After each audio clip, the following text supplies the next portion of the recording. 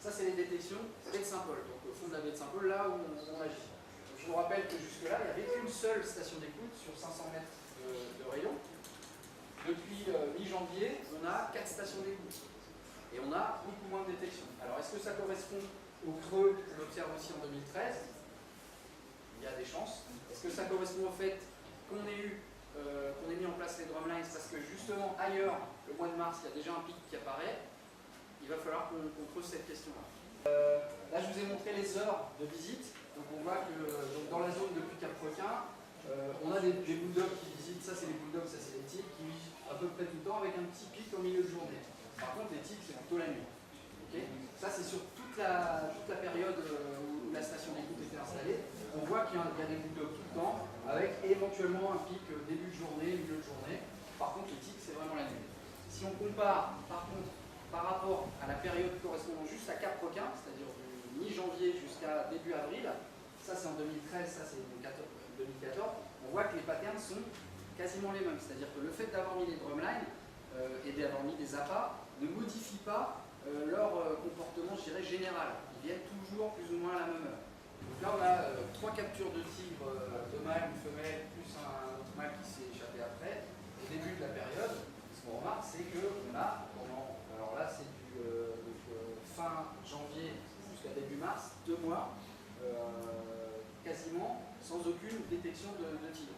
Après, le suivant, mais il a été capturé et marqué. Donc, voilà, donc ça, c'est pas une détection. Ça, c'est pas une détection. C'est le requin qu'on a pêché là, qu'on a marqué et relâché, qui a évidemment détecté, puisqu'il était dans la zone.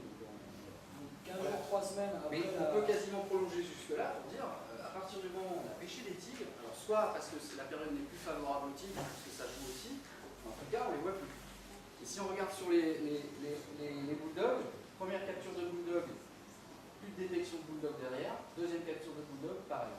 Sur des périodes qui sont quand même relativement longues au regard des intervalles entre détections précédentes. Alors là, on voit avec les tigres, bon, c'est assez flagrant parce que c'est pas trop leur habitat, en 15 mètres de fond. Pour les bulldogs qui sont quand même beaucoup plus fidèles à ces zones côtières, on s'aperçoit qu'à partir du moment déjà où on pose des drumlines, ces comportements assez longs là, on ne retrouve plus. Donc pour moi, alors ça c'est des hypothèses, tout ce qu'on dit là c'est évidemment que des hypothèses, il n'y a rien de sûr. Et c'est ce qui justifie aussi qu'on puisse continuer à travailler dans ces conditions-là, notamment en baie de Saint-Paul, ce qui n'obère pas éventuellement d'un passage intermédiaire ailleurs. On va continuer en baie de Saint-Paul, c'est-à-dire qu'on ne va pas d'un seul coup laisser tomber la baie de Saint-Paul. On a des données qui, et donc dans un endroit où on a un petit peu de recul maintenant, il faut continuer à acquérir. Donc notamment, peut-être quand on arrivera dans des périodes de plus forte détection, comme je vous disais l'année dernière, à partir de avril, mai, juin, ça commence à monter en baie de Saint-Paul. On est qu'au début là. Ça se trouve, on va peut-être voir effectivement beaucoup de détection. Donc là, on verra comment nos dispositifs se comportent et comment ça évolue en fonction de ça. Si les prises augmentent en même temps que le rythme le volume des détections, là on sera encore bon. On va aussi modifier un petit peu le protocole, c'est-à-dire qu'au lieu d'avoir 2 drumlines appâtés, 2 non appâtés, et puis on laisse le week-end, on était un petit peu bancal là-dessus, enfin bancal, disons que le comité scientifique nous a conseillé d'y aller franco, vous appâtez les 4 pendant 3 jours et demi, donc on fera du lundi au jeudi midi, et puis on laisse 3 jours et demi sans rien. Donc on parle des périodes appâtées avec 4 dispositifs, aux périodes non appâtées pendant une durée équivalente. Voilà ce qu'on va changer. Et puis on va continuer à travailler sur le ciblage. Là, je dirais, c'est un peu des secrets de pêcheurs, donc je ne vais pas forcément vous les dire tout de suite, mais en gros, on essaie de trouver des moyens pour être encore plus efficace sur le bulldog, particulièrement sur le bulldog. En gros, c'est travailler sur les montages, sur les appâts, et puis sur les périodes. Les heures, etc.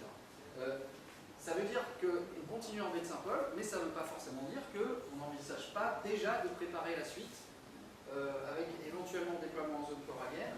Donc déjà, il y a toute cette question de la coordination avec les autres activités, on a parlé des plongeurs, c'est clair que cette présentation-là, on va aller la faire au groupement des plongeurs professionnels le plus rapidement possible.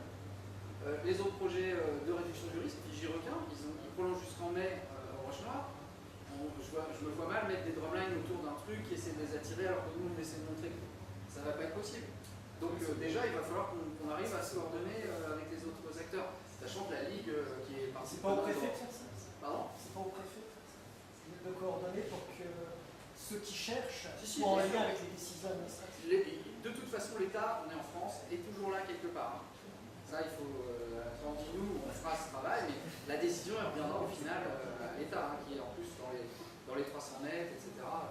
L'État est financeur à 50% du projet de test, donc je veux dire, on travaille avec l'État et pour l'État. Les autres 50%, c'est quoi? C'est 25% mairie de Saint-Paul et 25% conseil régional. On va travailler aussi à adapter le matériel parce qu'il y a une question quand même assez. En milieu corallien, il y a du corail, il y a des patates de corail.